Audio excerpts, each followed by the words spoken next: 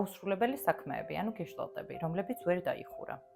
როდესმე თუ ქონია ისეთი შემთხვევა, როდესაც სტიმული ბევრად უფრო პატარა იყო, ვიდრე შენი რეაქცია, რომელიც უნდა გქონოდა იმ მომენტში.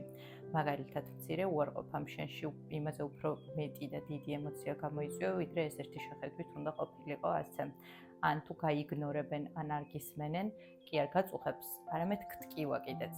რატომ ხდება ეს? ეს ხდება იმიტომ, რომ თუ კი ბავშვობაში არ გისმენდნენ, ვერ ხედავდნენ შენ და შენს ემოციებს, ეს ემოციები, რომლებიც ვერ დასრულდა მაშინ, ახლა ცდილობენ დასრულებას და ფსიქიკა, როდესაც მიამსგავსებს ნებისმიერ სიტუაციას თუ ამბავს, შეეცდება რომ დაასრულოს ისინი.